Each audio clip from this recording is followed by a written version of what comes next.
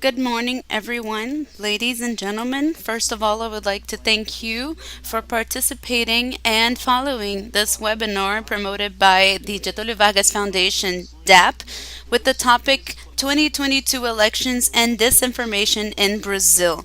Today we have as our guest for a speech the Chief Justice of the Supreme Court, Alexandre de Moraes, that is going to be the chief of our electoral court in 2022.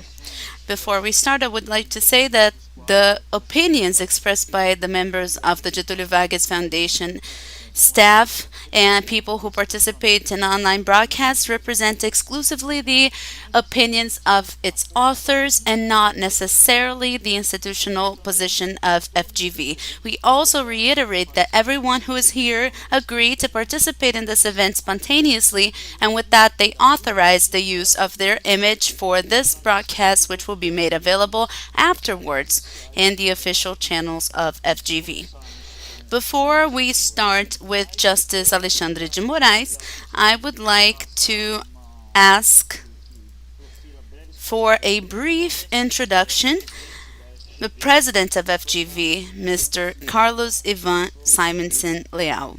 Professor, the floor is yours. Thank you very much. Good morning, Minister. It's a pleasure to have you here today, even though we have used this communication means, which is online lately. Good morning, Mr. Ambassador. Good morning, everyone. It is a great joy to be here today. About 15 years ago, Getulio Vargas Foundation started submitting people for missions in other countries in the world to try to understand the impact that the computer revolution would cause in different areas at the time. One of these areas was politics, sociology, everything that was related to the governance applied by the countries. And in one of those missions, maybe the most interesting one of them, we found out that Germany was starting to face some problems that we still haven't had here. There was a German sociologist called Max Kase that already discussed in the 1980s the problem of transversal communication of society and the effect of this communication on politics and the social behavior of people. This has been 10 years. Of course, things have evolved, and today we have a seminar on fake news, which is one of the peaks of this development. I don't believe that it is the final step. I don't believe it is the last peak, the end of the whole process, but it's extremely important to understand how we got to this point and how we're going to deal with the problem. And there's nothing better than having here Justice Alexandre de Moraes, who is having to face this situation head on. This issue changes the basis of democracy. It changes the rights of people to inform themselves the way they want, but at the same time, it changes the right of people for defense, for having the possibility of responding equivalently. So all of this is developing and it's starting to be understood. Technology has caused a great impact, and the Getulio Vargas Foundation has studied this problem, especially through DAPP, that invested in the last 15 years a lot in trying to match human sciences and techniques of mathematics and statistics to be able to understand this set of phenomena. These are serious and important phenomena whose interpretation, solution, and action on them will have short medium, and very long term impacts, and they are going to be permanent impacts. These are changes that came to stay. So I would like to wish you all a great seminar, and I'm sure that we are going to have great opportunities to learn from Justice Alexandre de Moraes, not only because of his this habitual intelligence, but because he has these problems at hand and he knows a lot about them.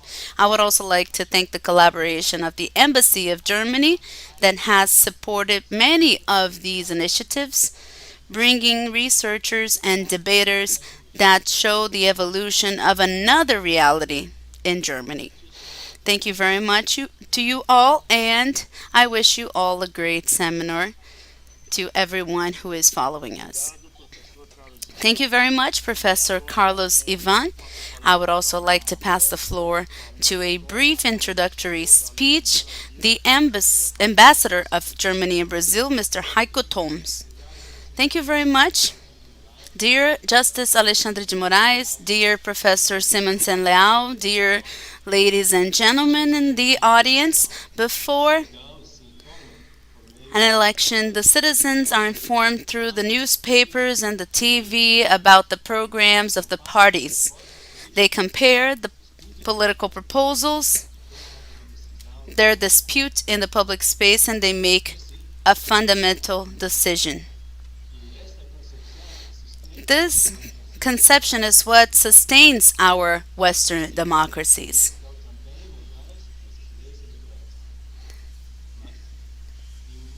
In a digitalized world, communication happens differently.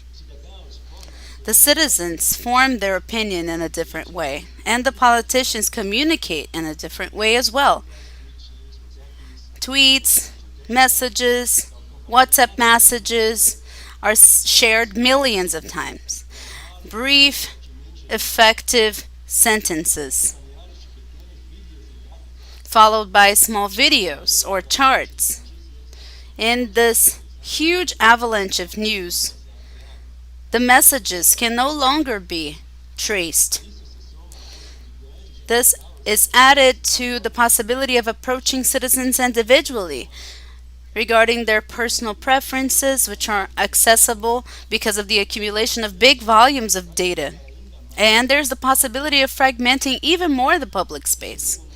This new way of forming public opinion and conducting electoral campaigns has to be treated politically and legally.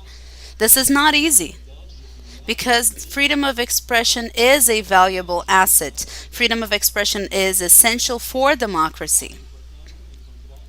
Therefore, we need to find structures and legal frameworks to ensure freedom of expression and also ensure that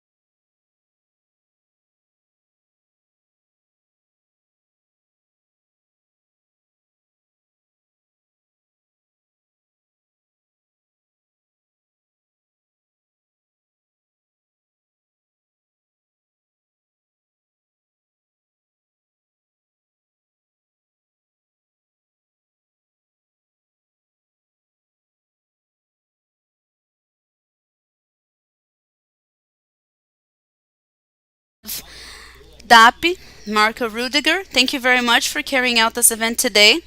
And thank you very much for the cooperation project that we have. Thank you a lot. Thank you, Ambassador. Now I pass the floor to Justice Alexandre de Moraes. At the end, it is possible for us to have time for some questions. So if you would like to ask a question to the Justice, you can do so via the link that is found on the comments of the broadcast on YouTube and also through the social media of the Embassy of Germany in case you are following this event through there. I pass the floor now to Justice Alexandre de Moraes. Good morning, everyone. I would like to greet initially Fabio Zanini for his mediation. I would also like to greet Professor Carlos Ivan Simonsen Leal, President of FGV. I would like also to congratulate you for this event. Thank you for the organization of this event. And on his behalf, I would like to greet all of the professors of FGV who took part in the organization and will take part in this event. I would like to greet the Ambassador of Germany in Brazil, Heiko Thoms. It is a pleasure to see you again. We have had the opportunity to be together in Brasilia. And I would also like to congratulate you all for the importance of this topic. The importance of choosing this topic. For all of you who are listening to us and watching us, the topic was chosen before last week. So it ended up becoming more relevant, even more relevant, because of the events of last week. The main topic of the event, 2022 elections and disinformation in Brazil, shows the importance of discussing if the model that we want for social media is the model of no man's land.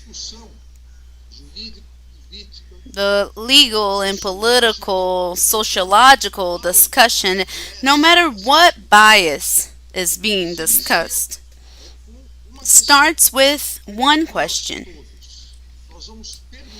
Are we going to allow social media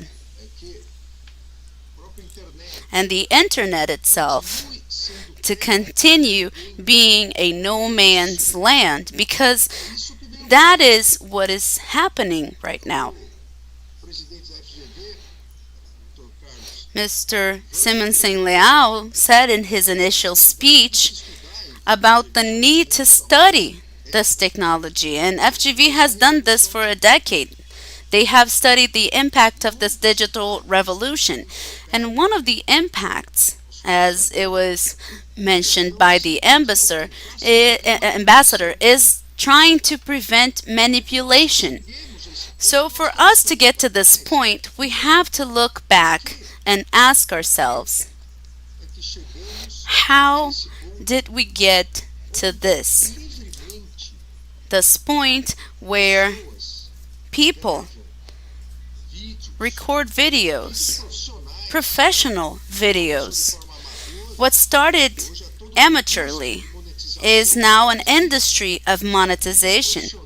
They film professional videos with hate speech, racist speeches, fascist speeches, threats, and they post freely on the internet.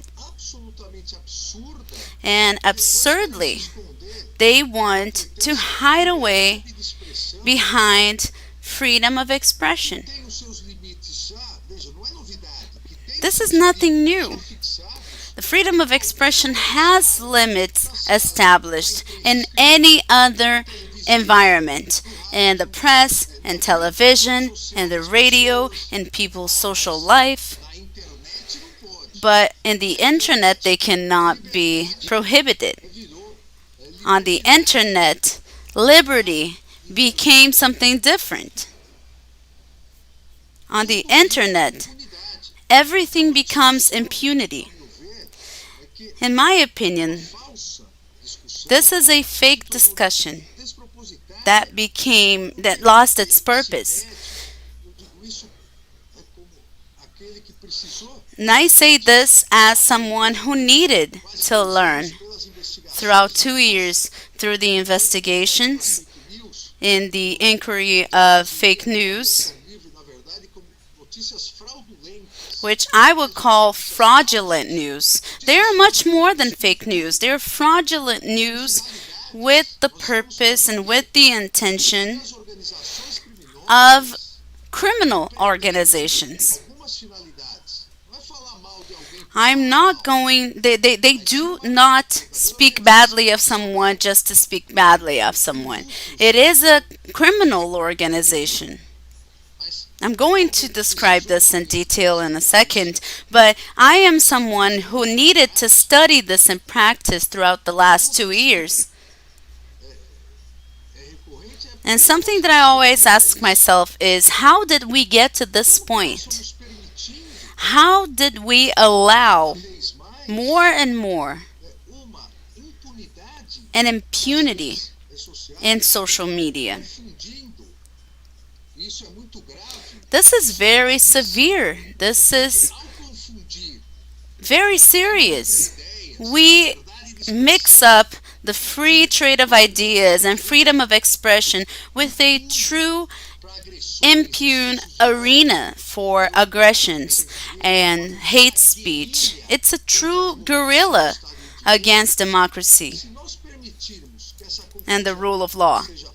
If we allow this to be done, those who are using social media to try to fight against democracy, to fight against the rule of law, they are also, at the end of the day, manipulating against freedom of expression, the free trade of ideas, because these organized groups do not allow to be confronted. They not accept debate. They always go towards a digital massacre regarding those people that they are criticizing them. It is easy to see in those posts, and the investigations showed this. Many inquiries were established regarding this point. You can easily see that when there is a hate post, when there is a post against democracy, if someone comments and criticizes, they are immediately virtually attacked without any chance of defense for days and days, and this person ends up disappearing from the internet. These are aggressive conducts. These are criminal conducts. And I go back to the issue. How did we get to this point? Why the newspapers have responsibility? Why television channels have responsibility? Radio channels have responsibility? Why, until this true digital revolution, we were able to balance the most important binomium regarding freedom of expression, liberty with responsibility. And now we haven't been able to equate that regarding social media, regarding this limitless freedom, this no man's land, which are the social media. Because here, it lacks a definition on the responsibility of social media. This is very important. There is an ongoing bill of law by Deputy Orlando Silva in the lower house. The digital platforms today are legally classified as technology companies. Since they are classified as such, they close their eyes regarding their regulations. They close their eyes to that status of no man's land. Those technology companies are the strongest and most powerful media companies in the world market. They are the ones that earn the most with publicity. For us to regain balance on this binomium, freedom and responsibility, to regain this balance, we needed to stipulate that the platforms like Google and others are not technology companies. They must be held accountable also as media companies. They should have the same responsibility as the newspapers, the television channels, because only then we could regain balance on responsibility, guaranteeing that there isn't previous censorship, and we could guarantee a stern response after the post, after the attack on democracy, and after the attack on honor, after the post with hate speeches. The accountability has to be fast, concrete, and strict, because this irresponsibility of digital and social media, this irresponsibility of the users is latent, and it's not just one or two users. Sometimes people say that we do not accept criticism, but this is not criticism. As harsh as criticisms may be, they are part of democracy. But those are attacks on democracy, attacks on rule of law, attacks on the judiciary that need to be fought against. Democracy is at risk. The political fascism is expanding and attacking the three pillars of democracy: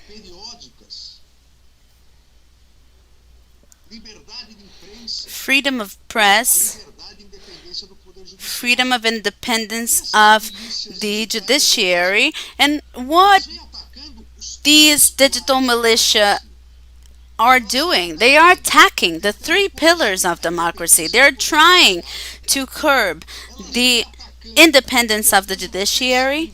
They're trying to demoralize the freedom of press. When they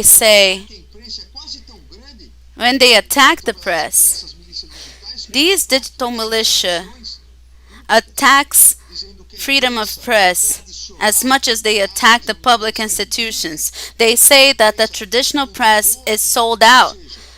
It is against the people. So they manipulate the population.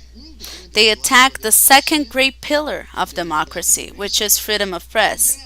And they attack in the United States, we have seen recently, and in Brazil as well, the third great pillar, which is the freedom of election. It is unfortunate the quantity of videos produced falsely stating the fragility of the Brazilian electoral system. The electoral system is an object of pride to all Brazilians. If we are able to export something, is the security of our digital ballots.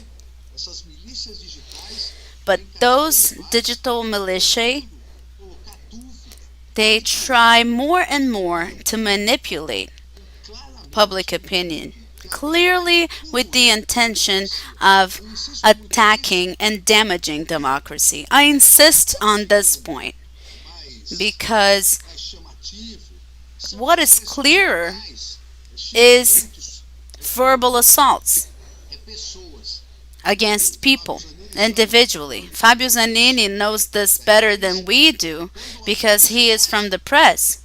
When there is a character, the story is a lot easier to be told.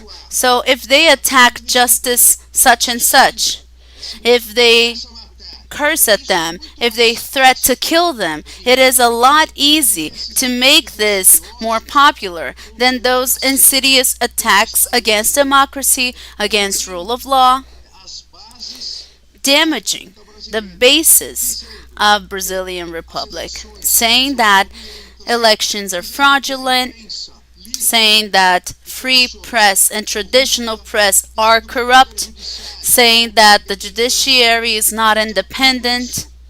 And against all of this, we need to have a savior of our land. This mechanism has been repeated for a while now in countries in Europe. It was repeated in the elections of the United States and has been repeated in Brazil through the return of a fascist, discriminatory, and hateful populism. But this is done extremely professionally. Let's not be mistaken. The digital militia that work in social media are not amateurs. There are different groups that are being investigated. There is a production group. These are very well produced montage and videos. And I can mention one of them. The montage that is now circulating again. In the past it was very famous. There is an excerpt of a vote in the Supreme Court from me repeating the assaults that the justices of the Supreme Court received. In the video, they changed the background. They cropped my speech and it sounded like me assaulting the Supreme Court before I entered the Supreme Court. So there is a montage of this video. So there are production companies behind this. There is a production staff. The investigations also demonstrate that there is a second group of disclosure. After the production of those videos, this group discloses the videos. Before they used bots, when we started investigating these kinds of assaults, they used bots, but today they use people, a same person replicating those videos several times in several accounts until they try to get to the top 10 most shared news. They do this artificially. So when the news gets to the top 10, the social media itself is going to disclose those news. So there is a political group, a production group, and a disclosure group. After the production of those videos, there is an artificial disclosure so that video can get to the top 10 most disclosed news of the day. So politicians start repeating those ideas against democracy in favor of dictatorship, in favor of AI5, hate speech. Politicians start replicating this as they were representing the people who manifested on social media. And behind those three groups of production, disclosure, and the political group, there is a funding group.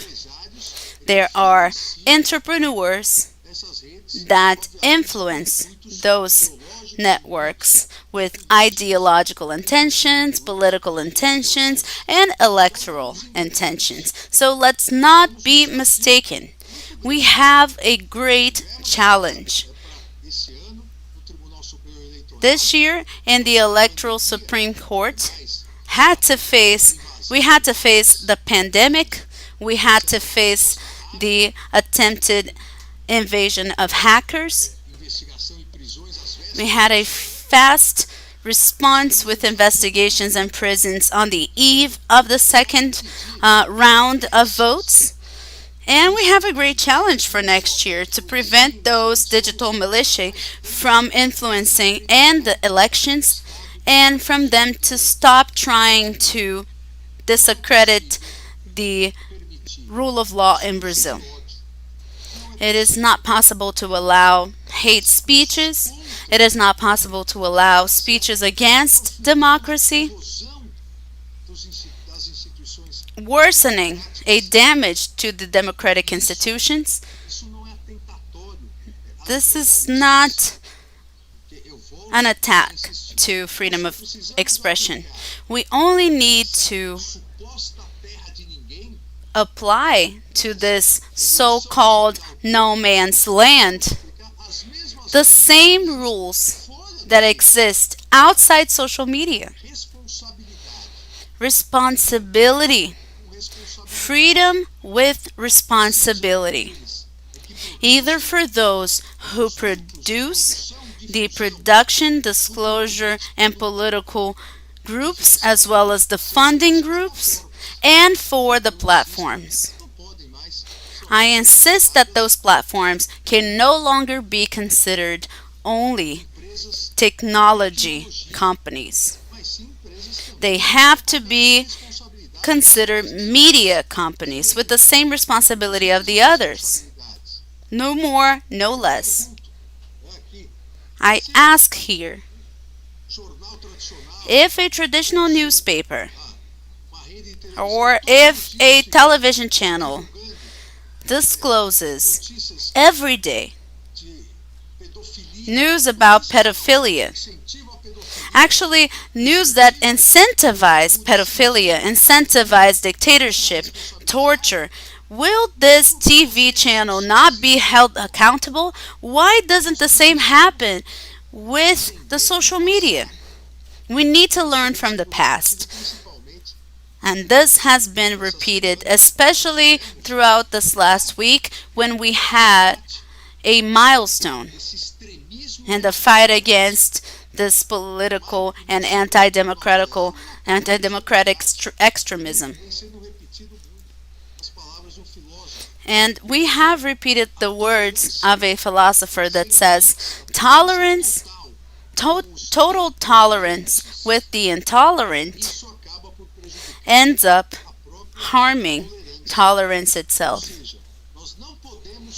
We can no longer accept, we can no longer allow social media to be no man's land, because the hate speeches manipulate people. The anti-democracy speeches manipulate people. And the corrosion of democracy is something extremely dangerous. If it's true that Brazil lives the longest period of democratic stability and the stability of the rule of law since the beginning of the Republic, since the Constitution of '88, it is also true that with those digital militia, we are suffering the heaviest and the strongest, the most cruel attack to the institutions and to the democratic rule of law. We all have the obligation of fighting this the best way possible, verifying the constitutional mechanisms and changing legislation. This is a responsibility not only of the judiciary, the legislative, the public prosecution office, and it's also the role of free press, because those digital militia attack free press and the academia, such as this event from the Getulio Vargas Foundation. We all should show the possible paths so that we don't repeat the mistakes of the past, in which we had excessive tolerance with fascist and Nazi regimes. Unfortunately, this excessive tolerance ended democracy for a long period of time in many countries. Those digital militia want the return of dictatorship and hate speech. The Constitution gives us the instruments. The judiciary is autonomous, free. They will work against this. The free press also works very importantly, so that no way the elections of 2022 can be attacked by those digital militia. I see that I'm 3 minutes over my time, so thank you very much for the opportunity. I would like to thank Professor Carlos Ivan Simonsen Leal and FGV for the importance in the discussion of this topic. That's no problem. Thank you very much, Justice. No problem for passing 3 times over your time. So I would like to just pass the floor to Professor Marco Ruediger that would like to ask a question to you. Once again, I would like to thank you very much for participating, Justice. Thank you very much to the Ambassador and to the President of FGV as well.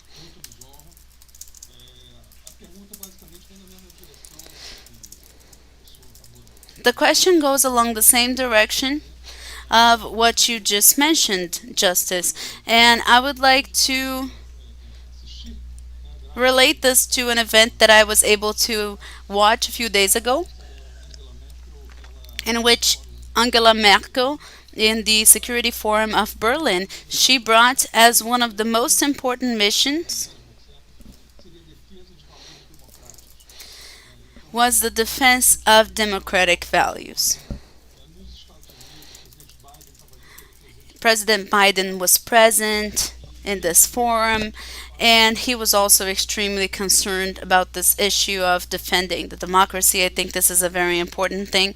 These are countries that share the values with Brazil, where the rule of law and democracy are key values that need to be preserved continuously. This is something that needs to be preserved and cared for continuously. We observed here in our analysis that the hate speech permeates the network. It is not something it's not only the opinion of some people. It seems like something that is very structured. Unfortunately, this phenomenon repeats in Brazil. And due to the level of radicality in the hate speeches, this is something very concerning. Because maybe here in Brazil, we can repeat what happened in the US Congress. The US is also a fundamental democracy. It's our brother country, and the Congress suffered that attack, which was very difficult and sad to watch. In Brazil, this may not happen, but there are very serious indicators of this predisposition, especially in the social media. So the position has been very important to us. The question that I would like to bring is this one. We have cooperated in the electoral court during the ruling of Justice Gilmar, and now we are working with Justice Barbosa, but I understand that the 2022 elections are going to be extremely complicated. Our recommendations have always been, in all occasions, to be prepared to avoid this from happening dramatically and generating a possibility of any question about the results of the election, so that we can have a comfortable environment in the decision-making process of the country, respecting the law and orders.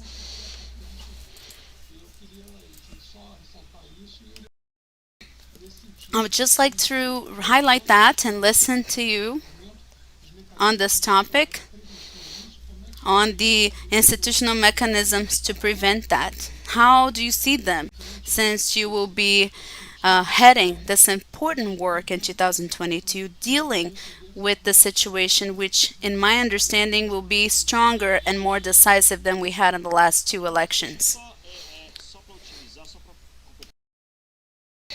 Just to complement, I would like to know, what is the limit that you imagine that you will establish in the 2022 campaign when conservative candidates criticize the Supreme Court, for example.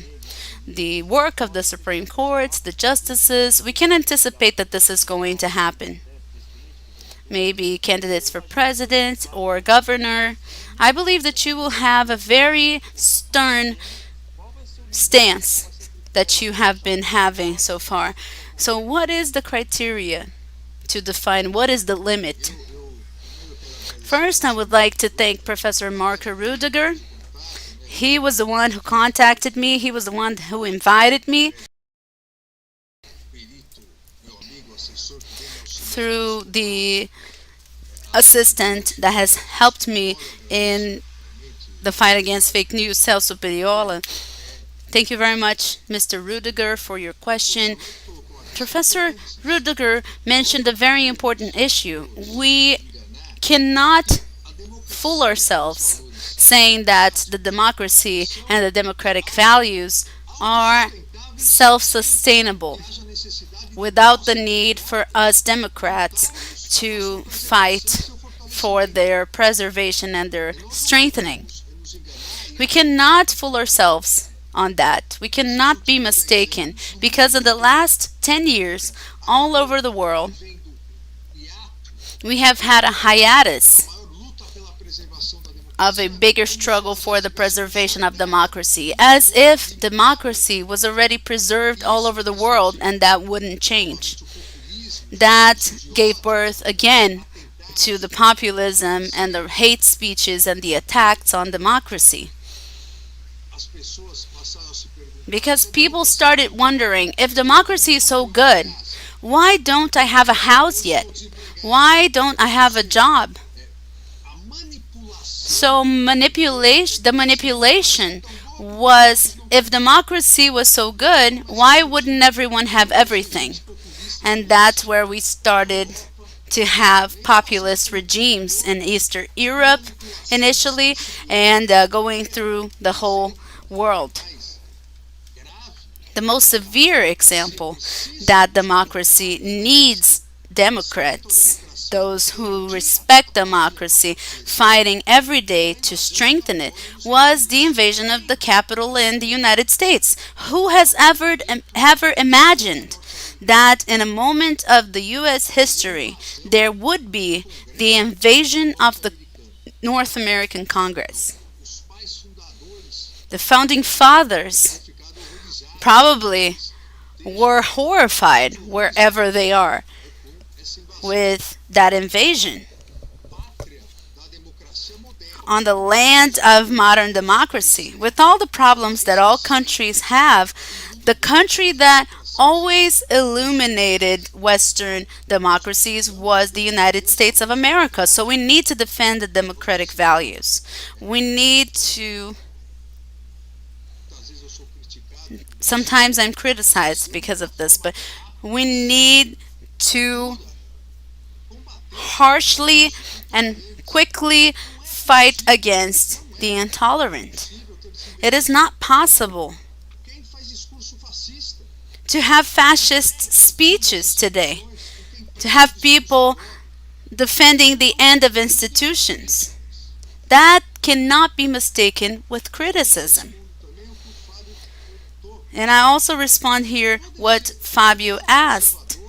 They can be conservative candidates, liberal candidates, left-wing candidates, extreme right candidates. Everybody can criticize the Supreme Court. If the Supreme Court and its justices would be concerned about the criticism that I receive every day, I can tell from my opinion, we wouldn't do anything in life. This is part of democracy, being criticized. There are criticism for criticism. There are very harsh criticism that are on the edge of disrespect. There are important criticism, constructive criticism. All criticisms are within freedom of expression.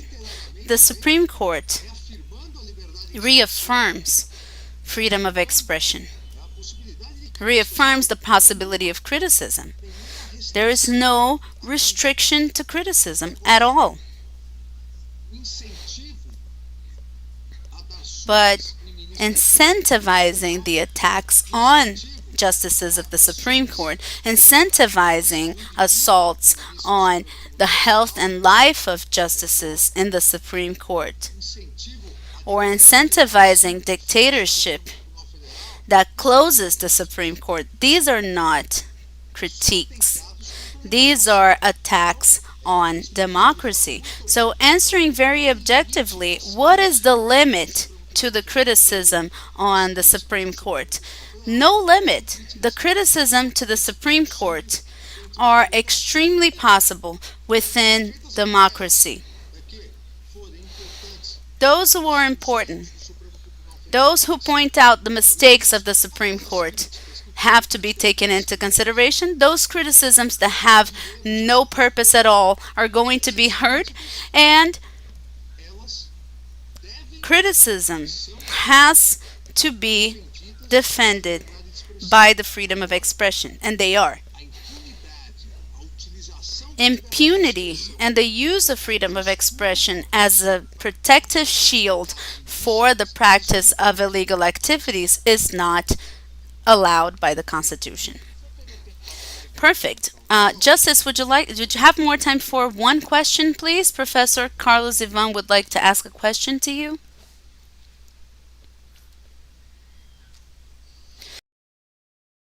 First of all, Justice, I would just like to say that I loved hearing your words today. I feel at ease now because I see this balance and this difference between the clear distinction of what is a person criticizing and what is a person assaulting. These are two different things.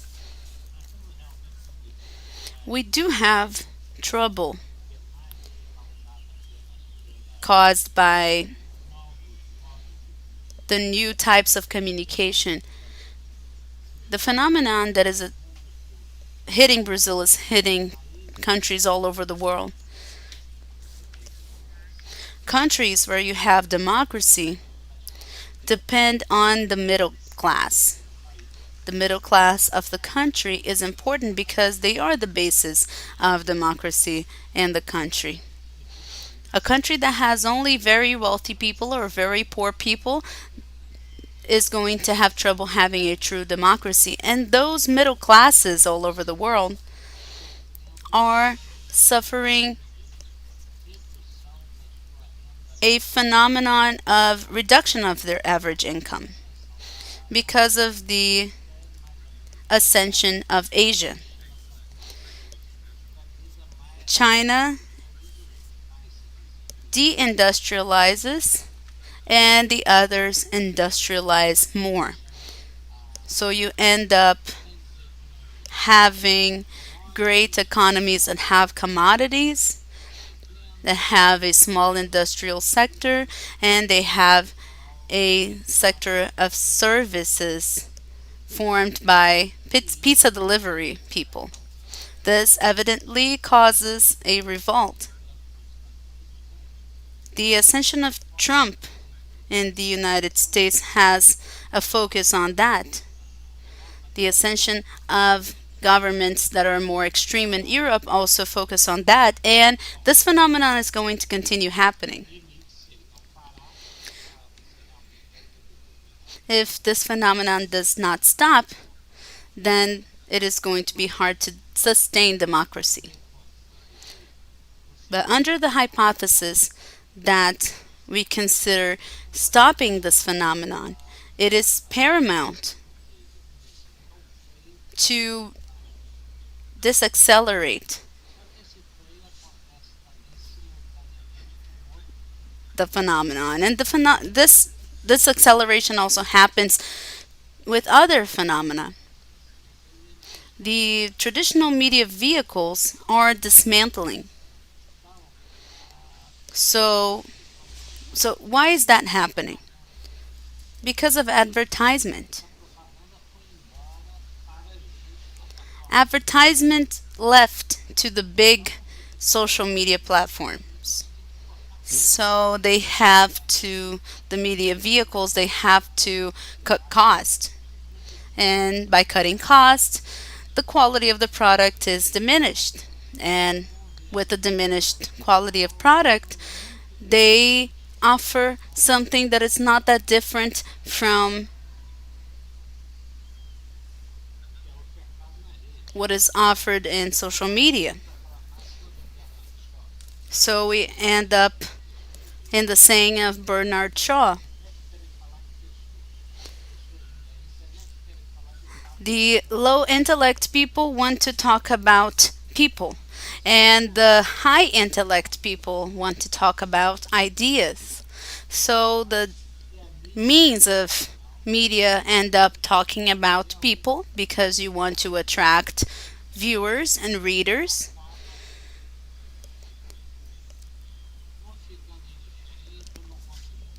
and they end up being indifferent to what is happening, or they end up even collaborating to those hate speeches. We have elections every 2 years, so this phenomena ends up being related to the elections and the power of controlling the state.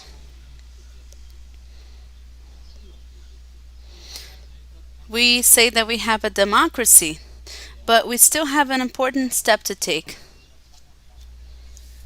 which is minding our budgeting process. So how do you see the evolution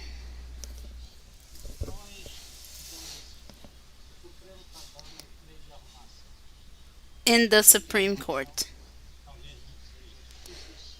Maybe the Supreme Court's disacceleration would not be enough to stop this problem. How do you see this in the next few years? Which would be the legal structures that would be under more stress in Brazil in the next few years? And what would we have to evolve? What would we have to try to understand more?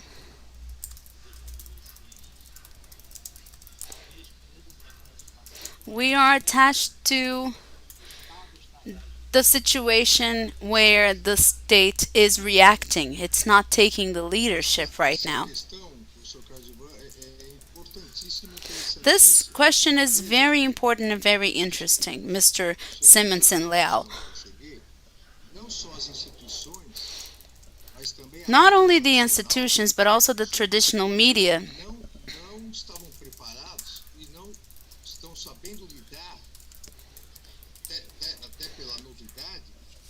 are not prepared, and they cannot handle this new reality of the platforms and the digital militia that were put together inside the platforms. As I said in the beginning, today the biggest media companies that gain the most with publicity are the platforms. That's why I said that I understand that it's very necessary to have a legislative change so that the platforms can have the same responsibility as the whole traditional media, so that there is a balance, so that they can work with more responsibility to avoid the state management of those platforms all the time. I completely agree that so far the institutions have only reacted. This reactive stance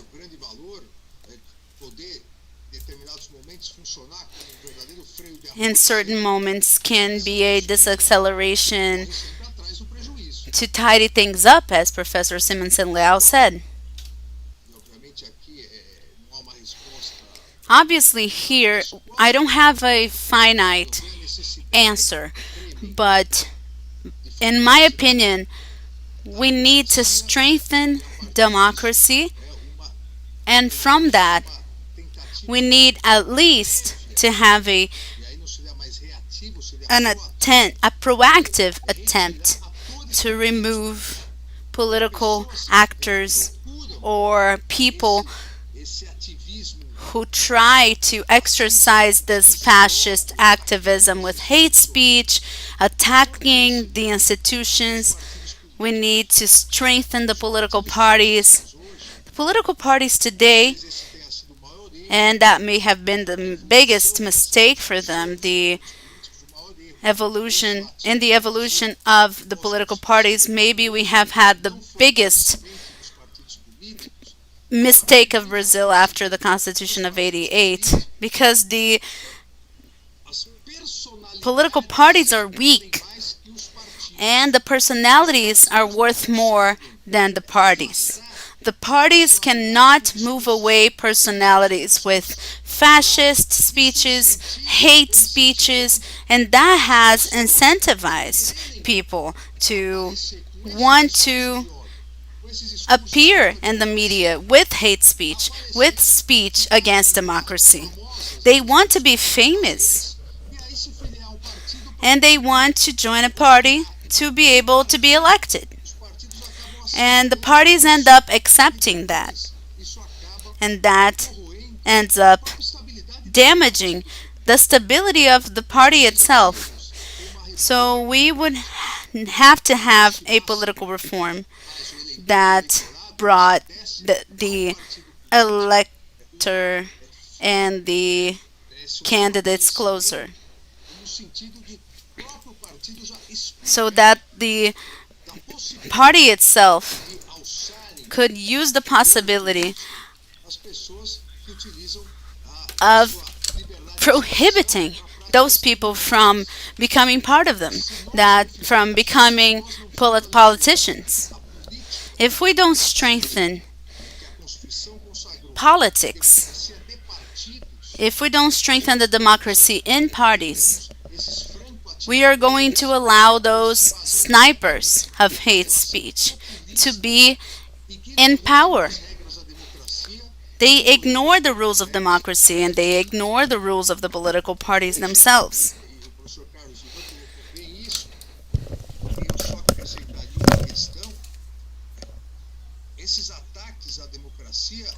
So these attacks to democracy have increased a lot due to the economic issue from the middle class. And that happened in the whole world.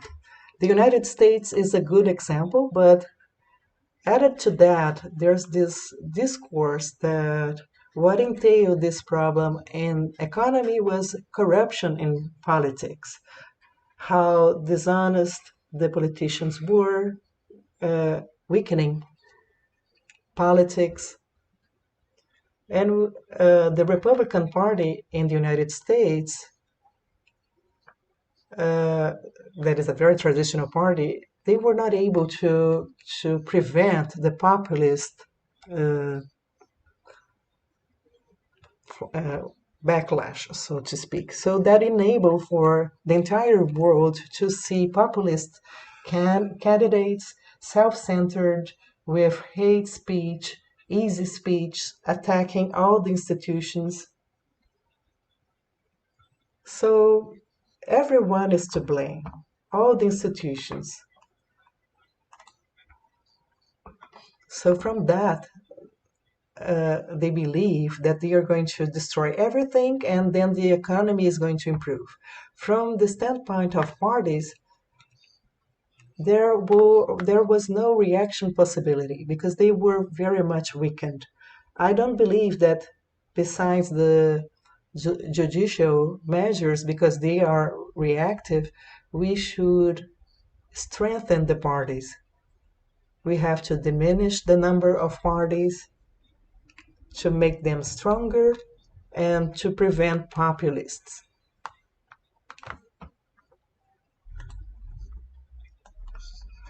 Populism in the United States, in their democracy, as I mentioned, it was a consequence of the economy and the the Republican Party that became weak. So in their primary elections, they allowed for outsiders to enter. So they allowed for populists to participate. So the democracy based on parties, on strong parties that are committed to democracy, is also working as an important and powerful filter against fascism and against populism. Perfect. Justice, our time unfortunately is up, but I'd like to thank you so much for your participation in this webinar and your speech was very much clear, and we are sure that we will have a lot of work to deal with until 2022. So I'd like to thank you so much, and our event is going to go on. Would you like to say your final remarks before leaving? I would like to thank you for your participation. Fabio, I would like to thank you, and from the bottom of my heart, it's very important to be part of this discussion that is so important. And I would like to rest you assured that the Supreme Court and the electoral Supreme Court are vigilant to defend democracy and the rule of law. And I'd like to remind you that we've never had a single proof on fraud. So the result of the elections is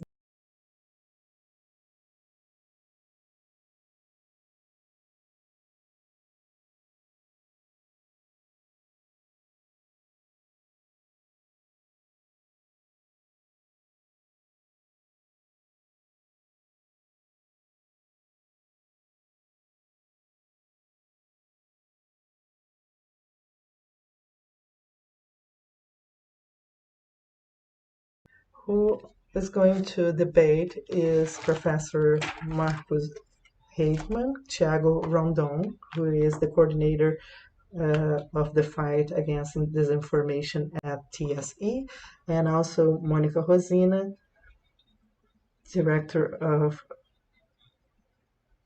Public Policy. Good morning, everyone. Good morning, Beatriz Costa Barbosa, Internet Steering Committee. Good morning, Thiago. The idea is to have an introduction from each one of you, 10 minutes each is the estimated time for you to speak about this topic, and then we're going to open for debate. And we have some questions that were asked in the exposition of the justice, and we believe that we can try to deal with these questions right now because this is the same topic. So would you like to start, Beatriz Barbosa? Good morning, everyone. I'd like to thank FGV and the German embassy. So the Rights Coalition is an organization that is fighting for digital rights, protection of rights, and also freedom of expression in the online environment. And I'm one of the participants in this coalition. And we've been debating about this very broad topic that is freedom of expression and the fight against disinformation. We are talking on behalf of 40 organizations from civil society, and this is not easy. And one of the pieces of information that we were able to collect in this conflict, the conflict on how to face the fake news without violating the exercise of freedom of expression. So I think that the first issue that is important, and this is the backdrop of everything that I would like to comment, is that this topic is very complex and we need a complex set of tools to deal with them. We won't fight that with a single law. We need different initiatives, and we need the country to delve deeper into this debate on freedom of expression in the online environment. I think that the justice spoke very clearly that the freedom of expression should be balanced with other rights, but I think that Brazil has never debated that in a deeper way, not even in the traditional medias. And I've been researching on communication media, and I believe that we need this discussion about that before we take legislative initiatives in the sense of creating laws for fighting fake news. I believe that the justice also said that it's important that some offenses are restrained, should not be restrained due to the freedom of speech. So the authorities should be more subject to this scrutiny of the audience, but this is different from hate speech. So we have to debate on what is democratic, what is not. So this is a key backdrop to think about how we are going to face disinformation. We don't have a magic bullet, and this has been mentioned before. And one of the issues that we have to face is the public prosecution and judiciary. They should be faster in dealing with this issue. Taking the example of the United States, without talking about the platforms, I think it's very much concerning that all of the platforms have decided to ban the accounts of the former President Donald Trump in discretionary acts of these companies. And up until now, none of the judges in the United States has judged the discourses of President Donald Trump. Regardless of their decision, I think that the justice is transferring for the companies a duty that is theirs to analyze these issues. And this is also happening in Brazil. We've had the opportunity to dialogue about some of the initiatives that were brought by the Rights Coalition, and the electoral court is trying to fight disinformation on the electoral processes. But we've seen just a little coming from the public persecution in the states and municipalities concerning about fighting the misinformation campaigns that are affecting the campaign and the results of the elections. So we have to respond fastly against this kind of hate speech, as the Supreme Court did. I believe that this is important, but these discourses, they have been happening systematically against minorities, marginalized groups, ideologies, and the Brazilian justice is silent about that. So if we don't face that in a systemic way, we won't be able to dismantle this context of massive campaigns organized and funded with a lot of resource to promote misinformation. I think it's important to remind you that the country have laws to fight that, laws against prejudice, racism, libel. Brazil, when is treating these crimes in the penal courts, it's not it's not complying to the international standards, because the penal issues are not proportional to the freedom of expression. But it's key for us to understand that we have this regulatory framework. The internet should be regulated by this framework, and these laws should be applied daily in all of the spheres to fight disinformation. I think that the debates again on the 2630 Bill of Law, that is the law of transparency and freedom on the internet, it has shown how complex it is to debate that with a bill of law. We, in the coalition, we were able to participate in this debate in the lower house, and we believe that there are some concerning issues that could violate the freedom of expression. And one of them is you're trying to define what disinformation is and obliging the platforms to interpret what it is according to this definition. So this is increasing the power of these companies that are already controlling the flow of content in the internet. And I believe that just as Alexandre talked about the accountability of the platforms, we have to delve deeper into this debate, but to transfer to private companies to the duty of analyzing contents and generating this transparency of communication media for platforms that are working with content that is produced by third parties won't benefit the freedom of expression from in our opinion. We have to debate this freedom in the online environment, the content that are being produced. The internet has inaugurated this discussion. We have a set of laws that should be applied, but they are not being systematically applied. And what else is concerning to us? We have to observe who is the target of the accountability. We shouldn't focus on the citizen that is sharing this information out of ignorance. We have a part of the Brazilian population that is able to check the information before sharing.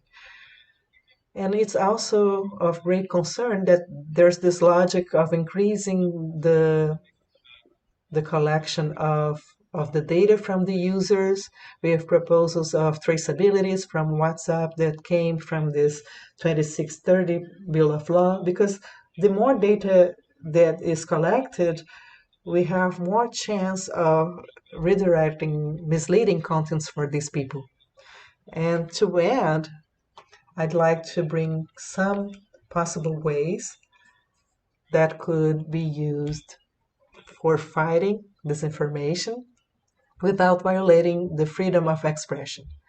And these were issues that we also debated in the Bill of Law 2630. The first point is to enhance the transparency of the platforms, understanding how the contents are pushed, how the algorithms are working, guaranteeing that automatic accounts can be displayed and transparent so that the users are aware that they are talking to automated accounts, and a greater transparency about the moderation processes, guaranteeing the due process. The citizen must know when the content is being moderated and should understand why it's being moderated, and there's a lack of transparency concerning that. So improving transparency will enable society to have a more complex view about the moderation and the work of the platforms. In the transparency reports, the actions that were developed to fight misinformation are not presented as such. So we are not able to measure and assess the measurements of the companies because there's no transparency about the measurements. From the network architecture standpoint. So this idea of this code of conduct for the working of the networks, that was well done by Europe. They faced some difficulties to implement, but we have to take a step towards this direction. This seems to be an interesting way. And we have to create a code of conduct, listening to all the stakeholders, all the technical communities, bringing strategic players. We have companies that are facing misinformation and its front, a body that is independent and autonomous from the government so that we don't have authoritarianism influencing these decisions, but it should be multi-stakeholder. And I'd like to end with another positive aspect that was brought by this Bill of Law 2630, that is to make accountable the public actors. No misinformation campaign is successful if you don't have great public influencers and great public accounts disseminating this kind of content. So we have to understand that the accounts that these authorities are using, they have a public interest and they should be ruled by the public interest. And if we are not making them accountable, we won't be able to face misinformation. We have to seek for democratic measures that are multi-stakeholder so that we can control the flow on the platforms, and these decisions should be only in the hands of the government so that we don't see authoritarian figures ruling that. Thank you very much, Beatriz. I'm going to pass the floor to Thiago Rondon, and he's going to bring the perspective of TSE for this debate. Good morning, Thiago. Good morning. I'd like to thank you for the invitation, the invitation from the German Embassy and also FGV. I'd like to greet everyone on this table. We have had this systemic explanation. Now it's going to be easier for me to speak. In the last election, inside the electoral court, we had a committee to fight disinformation. And our objective, and it was very clear to us, was to act fast. Acting fast was only possible because TSE was able to build an alliance with different partners from the civil society, with digital platforms, with checking agencies, with experts on cybersecurity, with network analysts such as DAPP, DAPP from FGV that helped us a lot with the analysis. So this work was only possible when we were able to engage different agents, different organizations, and stakeholders to fight misinformation. So, what is the key question when we look ahead? What is the digital environment that we want for the future elections? Of course, the technologies are engaging us more and more. In terms of the integrity of the electoral process. And this is happening with social media, with message apps, and this is a great challenge for a public institution. Just to make it clear, our strategy and what we've learned in this process last year, it was that it was important to observe that there's this intentional disinformation and the unintentional disinformation. Sometimes when people do not have the intention, they are disseminating information because it's something urgent, because you have this sense of alerting the community about important news that are happening. And at the same time, we have the intentional misinformation that is produced with a lot of money being funded. This is a topic that we've been talking about. And many times we have these malicious actors that are hiding their real objectives. And it's important to highlight that these actors are working more and more with cyber crimes, not only disinformation, but also leaking data, phishing and pirate apps, many different devices, using many different devices, all aiming at these attacks to the institutions. Here in Brazil, we have another priority. It's very important to talk about that. We have this internet, this internet. Many Brazilians have no access to data packages, so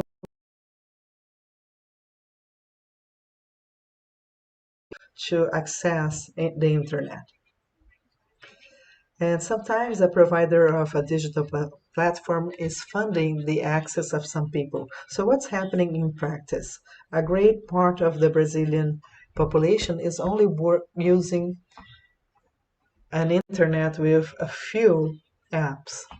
So on one hand, we have this unintended disinformation, and on the other hand, we have the intended disinformation, and we have this problem of digital access. Oh, so in each election, we have different platforms. In 2016, we had different platforms being used. In 2018, other platforms. Now in 2020, other platforms. And in 2022, we are going to have other platforms being used. So I believe that we are going to have from 15 to 20 platforms that are going to have an impact on the electoral process. Instagram, Clubhouse, YouTube, TikTok, Snapchat, Telegram, and so on. If we observe all of the platforms, we have another component that is a challenge. To establish partnership with companies that were not created in Brazil, and many times that hampers the dialogue so that we can build something that is sound and strong. And in the last year, Aline Osorio, the General Secretary of TSE, she led this project to establish partnerships with different platforms, with this work that is unprecedented in the world to fight disinformation. So this is the importance of TSE. We have this public agent that is working within this context. It's different from other countries which don't have an institution that is able to work with these platforms. So last year, it was clear to see how important the partnerships are. And I'd like to highlight that we have to count on the checking agencies. We had 9 agencies working very close to us. Once they were able to detect disinformation process, it was very important to have a third party also building this kind of information. And to sum up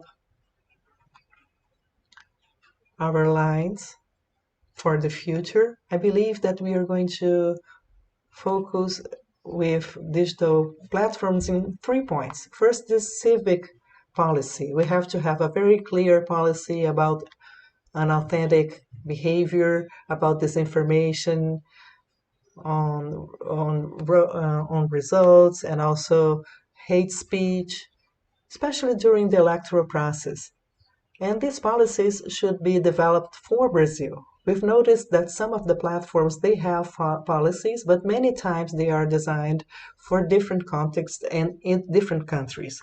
So it is key for us to demand these policies since now. And I've been following up in the United States, many different platforms making this available. And I believe that we have 4 processes that are important. We have the process interference, that is that content that is misleading the electors on how to vote, that is informing different times for them to vote. We saw that happening last year, especially on the day before the election. So we have this civic policy that should observe that. And we have this participation interference, that is that content that is affecting the wish or perception of the citizens concerning the electoral process, or fake news about a COVID epidemic around the electoral region. So, and we have to take into account frauds, fake statements that are willing to affect the elections in a very broad way. We had cyber crimes such as data leaking, cyber attacks against public institutions that were very well calculated, the way they scheduled that for the election day, and also the post-election misinformation, making people not believe in the results of the elections. On the video platforms, that was very common. They generated fake videos, as the justice has mentioned a case with himself. So this kind of gadget is always used. And the point number 2 is to have this fast transparency. All the decision making that were contemplated by the civic policies, they should be followed by a transparency on any action. Because we see many reports by the platforms, but many times this transparency in the moment of the decision making, they will improve the way we follow up so that we don't feed the conspiracy theories in this digital environment. And we enable something that here in Brazil, because of the platforms being from abroad, we need to put the number of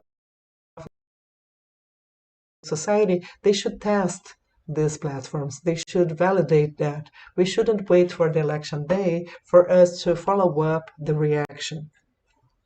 There are several ways of validating the policies and transparency in advance. So the transparency must be fast. And lastly, I believe that it was very clear that the platforms that were able to prepare ahead of time with usability, with a design made for democracy in their digital products, aiming at informing on democratic acts or working against process of disinformation. For instance, we have a wave of people talking about the wrong day to vote. What could the platforms do about that? We could use the best we can, with several good examples for us to work with. So these are the most difficult changes, more complex ones, because we are asking for them to change their products. And to answer what is the kind of digital environment that we wish, it's a digital environment where there's democratic accountability, where the audience is able to access the internet regardless of their data structure, to have this common structure. And at the same time, the platforms should have a policy. It's good to highlight that if such a policy is clear and specific, we will be able to,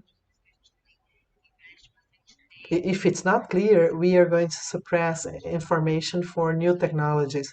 Imagine this new company that is not aware about right and wrong, and so the big companies will be able to work with that in a better way from the risk standpoint.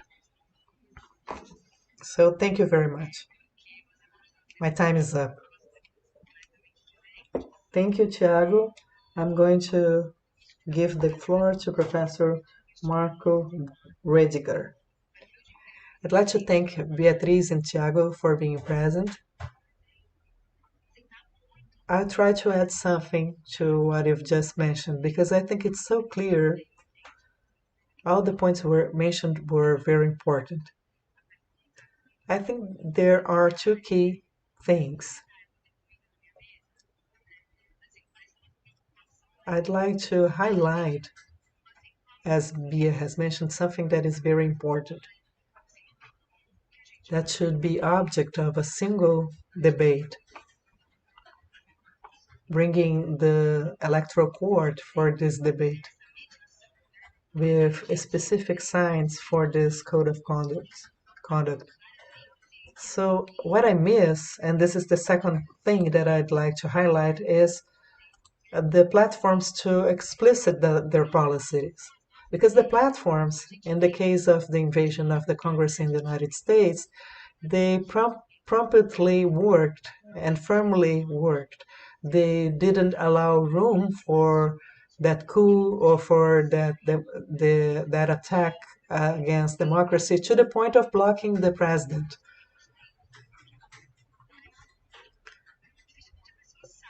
What is the policy of these platforms globally speaking? Or is it just an ad hoc uh, act?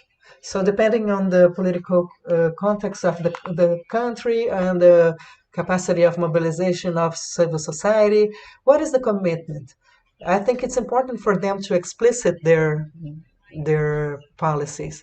I respect the professionals that are leading the platforms here. I think that they've been trying to enhance this dialogue, but it's not enough. They and in a good faith, invite them to participate in such forums when we invite them, not to be distant. Because I think it's very interesting for the platforms to have this Republican stance about their actions. They are private institutions, but they have social responsibility.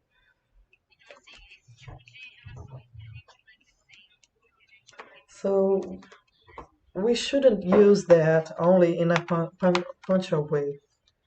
We're going to have an election in 2022, and according to what we've been observing, the level of violence and hate that is very much organized, very well structured, attacking different institutions, delegitimizing the electoral process, challenging the honesty of the voting process. This is something that is ongoing. And I ask myself, why is it happening all the time? And why is it so huge, this process? Sometimes they are questioning the regime. We see personalities saying that maybe our regime is not the ideal. So you start observing these different parts of evidence and you start assembling this jigsaw puzzle, and we see this very, very ugly scenario. So we cannot prevent this discussion. So the platforms, they should be here. They should debate. What is the stance they are going to take in 2022? They must explicit that now, not close to the election, not after this trouble is happening about the questioning of the results, because this is something that is being built in the next months. Maybe in a greater sphere that happened before in the last years.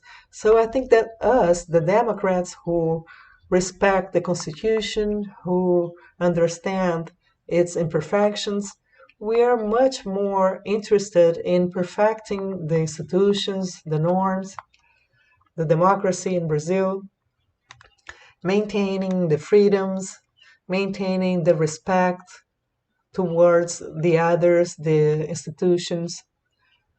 We cannot be complicit with that. We cannot leave that behind as something that could be delayed. What happened in the United States could happen in Brazil. And I would say that by observing the construction today of different narratives and also the harassment against corporations, class entities, specific movements that are working in, sometimes they're working in democracy, but they sometimes talk about these authoritarian narratives, and we have to have a firm stance because that's the way we are able to to make the democracy stronger. Otherwise, we are going to dismantle democracy in this ongoing process. And today we have this generation responsibility. What we were able to establish as democratic frameworks with all the idiosyncrasies, it was not just a little bit that we were able to accomplish. We were able to accomplish a lot. And so it's important for the civil society organizations, the institutions, the judiciary, the political parties, that they understand that. And also the academia should be incorporated in this debate. Because we are talking about not having setbacks in Brazil, but to advance in Brazil.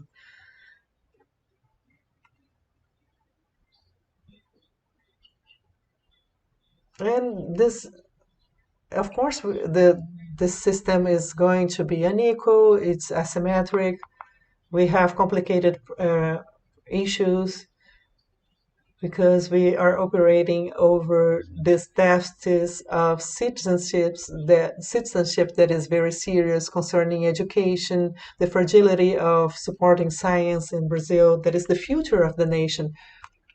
This century is based on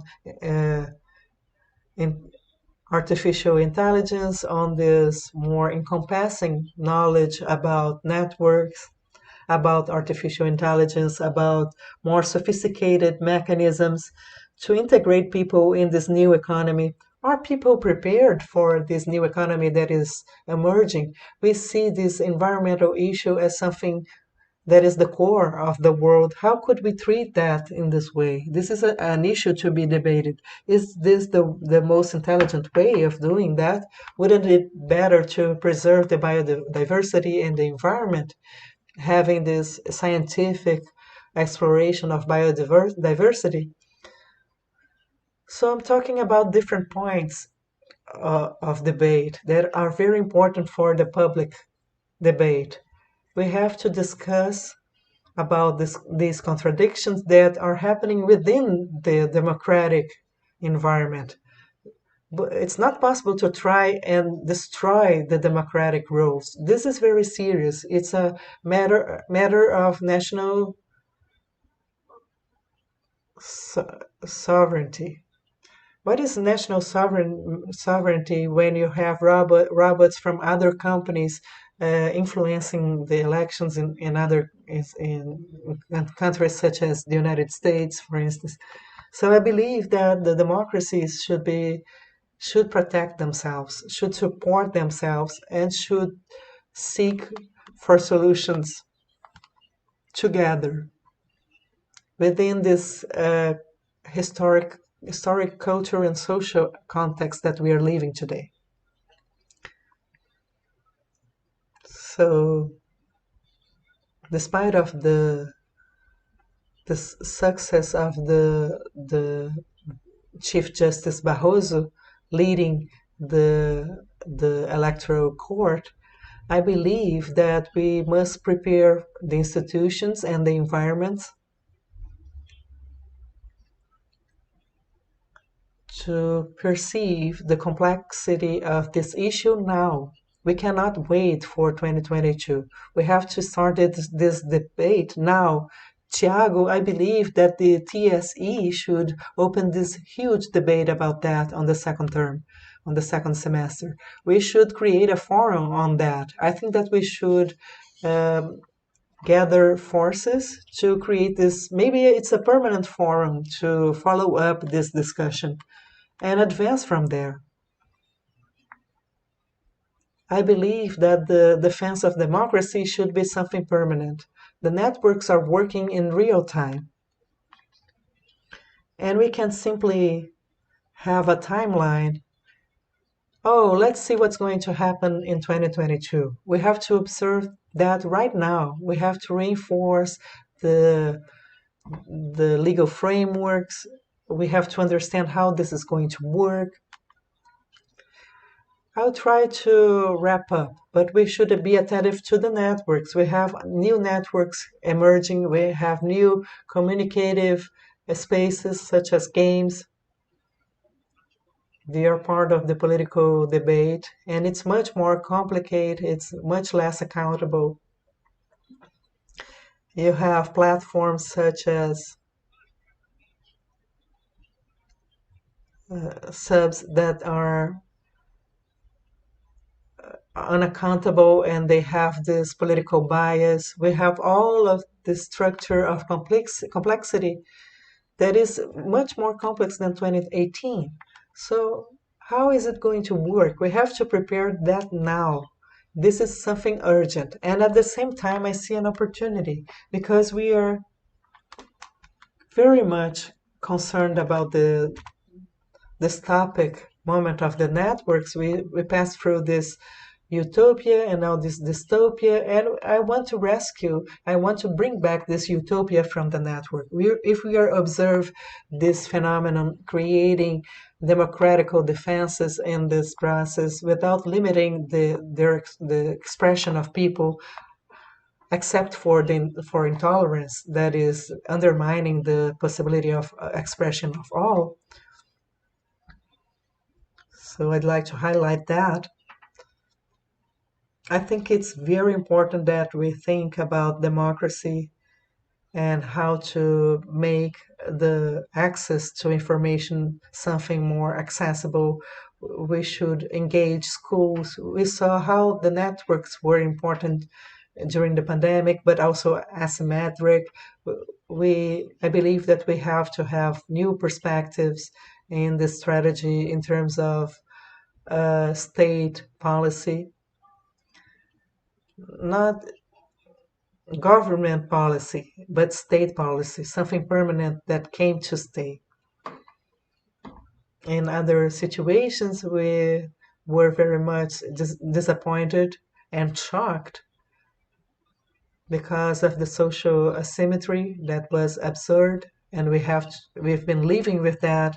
And I think there's a good possibility of understanding the obligation to extend that to the sphere of citizenship and rights, and also forming the digital society. So I believe that this is an encompassing debate. I believe that in the second semester we should have a specific forum for debating that, and what is taken from this forum should be elements to be treated in 22 during the electoral process of the country, so that we don't have this similar situation or even worse than what happened in the United States. I think this is a great concern. This is a global concern. We are very much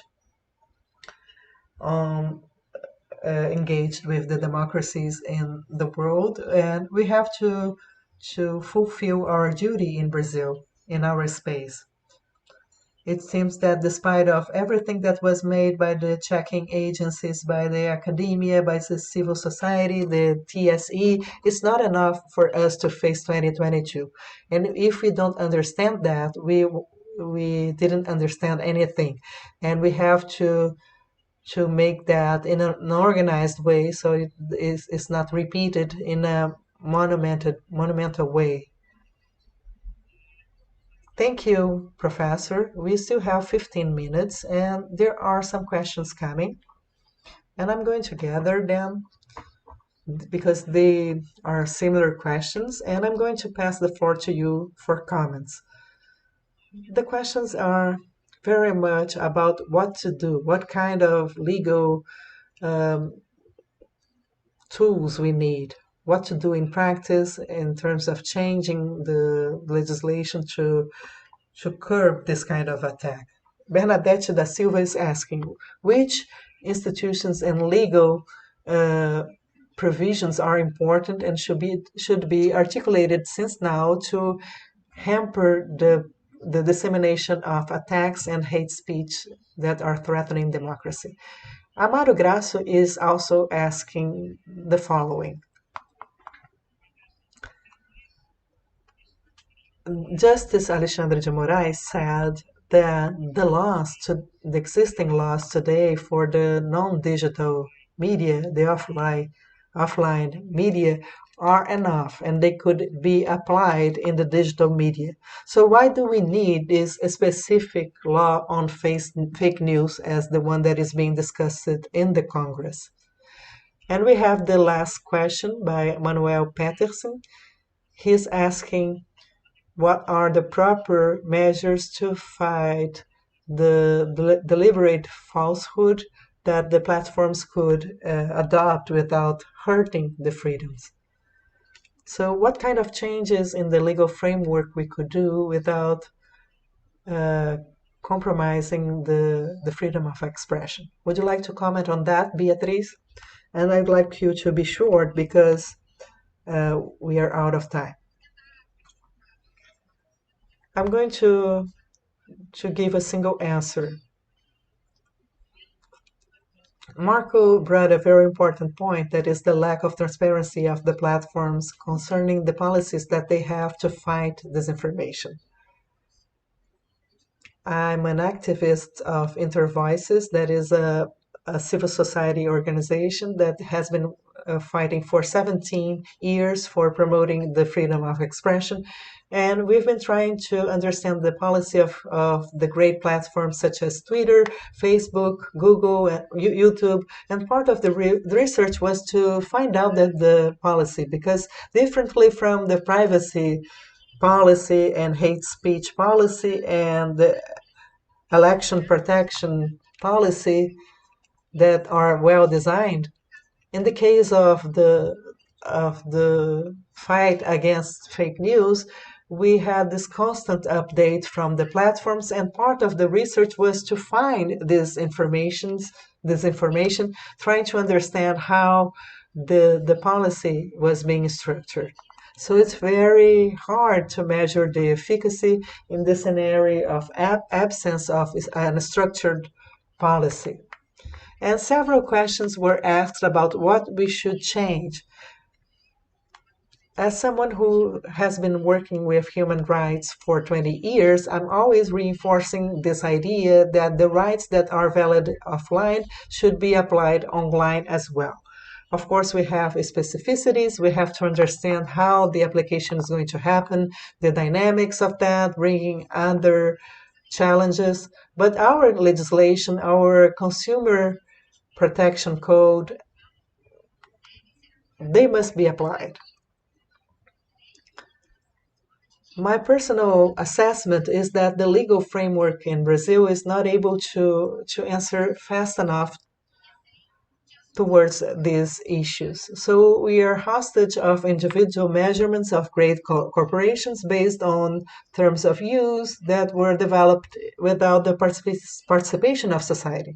So that's why we should have a code of conduct. And I agree with Thiago, it's very important to think about specific policies for the Brazilian realities. These platforms should develop that, and our institutions have to face that in a systemic way. Marco was talking about education, I was talking about the judiciary, and I believe that the judiciary in Brazil is trying to respond, but we see many mistakes. There are many bill of laws trying to forbid social media to moderate content. So they are in the opposite way that we've just discussed, in the sense of understanding and the limits of the freedom of expression. But I think it would be helpful to have a legislation that would determine a greater transparency for the platforms, like part of the Bill of Law 2630. It would be good if the accounts that are being used by the public authorities, that they could be, they should comply to the rules of official pages. They cannot prevent journalists to participate and so on. So there are different aspects that we should consider, and Brazil should have this encompassing debate on the regulation of platforms in general, the regulation of data use from these companies, economic concentration of these global corporations. It's not that we should not have a legislation. We have this regulation agenda that is important and should be debated by the country. But it doesn't mean that the hate speech and the violence on the internet that they can't be fought with the law that we have today. We should fight them with the law that we have. Thiago, would you like to comment on that? I'd like to add something concerning what Beatriz has said. This is a problem, as she mentioned, that is very complex. We must have systemic solutions. We won't have a specific solution that is going to solve all the problems. And that's why it's important for us to create an ecosystem where we are able to learn very fast from the digital environment. So when I include this civic policy, when I've commented about this fast transparency, that's for us to have elements so that the greater number of players in Brazil can study, assess, the analysis by FGV, for instance. What are the partnerships that the platforms can and should create with the universities, with researchers? What is the way it could happen? Could happen. In the beginning, you talked about funding the traditional media, but we also have to create mechanisms where we can incentives for different players from traditional media, checking agencies, so that we can have a more plural view on this problem. One of the most encompassing proposals was the creation of this forum, as Marco has mentioned. That's an excellent way to generate this debate and to bring the platforms for this debate. And that should be ongoing, not only in the election moment. So we have a lot to improve in this sense so that we can act in a systemic way. Thank you very much, Thiago. Marco, would you like to comment on that? Just a brief comment. Bia has talked about something very important about the bills that are being developed in the process, trying to curb any kind of potential regulation. I think that this is a great problem. In reality, it's very dangerous because under the mantle of defending the freedom of expression, at no point is being attacked in Brazil. They are proposing a regulation with the objective of hurting democracy, and that was created just after what was made in the United States after the suspension of the accounts of personalities that or sympathizers of the attack against the Congress. So that's what's happening here. They are trying to preemptively curb this defense of democracy and the Constitution and the different powers, the electoral process. They are trying to do that in advance. They are trying to prepare the terrain in order to conduct without interference this commotion in Brazil. So this is very concerning. And I don't know how such a project, such a bill, everyone is able to vote whatever they want in the Congress, but that should call the attention of the Congress members in a meaningful way, because they're letting this thrive. Because any bill of law should be processed in several instances to be approved in the end. So we have to fight that in the origin, because essentially this is a sophism that is being used to pass an instrument that we know that will serve hate speech and an anti-democratic process ahead. So the guarantees of freedom of expression in Brazil, they are full. So they have another intention with that. So it's 12 p.m. sharp. I would like to congratulate you for being punctual. We are coming to the end of this webinar. I'd like to know if you have a final remark to do before we close. And I'd like to thank you for the invitation from FGV DAPP, from Professor Marco Aurelio, Lara, and Mara, who work with me in Folha, and also Bia, Thiago. It was very cool to see you all here. Thank you for participating. If you want to say your final remarks, please feel comfortable. Otherwise, we're going to lunch. I'd like to thank you, Zanini, one more time. It was you were a bright moderator as usual. I have a personal admiration for you and your work. Your work is very important.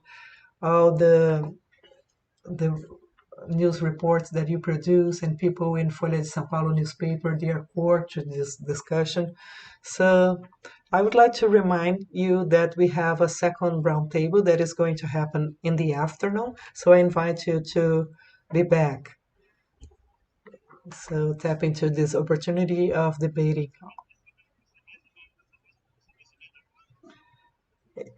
Is this round table right now or only after lunch? After lunch in the afternoon. Okay, great. Thank you. Thank you very much. Fabio, just a quick invitation. For those who do not know the Rights Coalition in networks, you can follow up this discussion on our website. And I'd like to reinforce this what Marco has mentioned, that we should advance in this more encompassing forum in society for us to have this debate. I'm one of the representatives of the third sector in the steering committee of the internet, and it's an important player to be engaged in this discussion, participating in this debate. We have representatives from the government, academia, from the business environment. So I'm available to build bridges concerning the steering committee so that we can advance in this discussion. And I agree that we cannot discuss that in the electoral year. We have to discuss that right now. Thank you so much. Thank you, Bia. Thank you, Marco. So next roundtable is 2 p.m. I'd like to thank everyone. It's very important to debate this topic. We are hyper connected with this idea of forum. I believe that the TSE is key to work in partnership. We've seen the results last year. They were very clear and very important. So I'd like to thank FGV and DAPP, DAPP. We had this rich participation last year. We had access to the studies, to the network analysis, and that was very important for our work. And Beatriz, I'd like to talk to you because we have to debate CGI.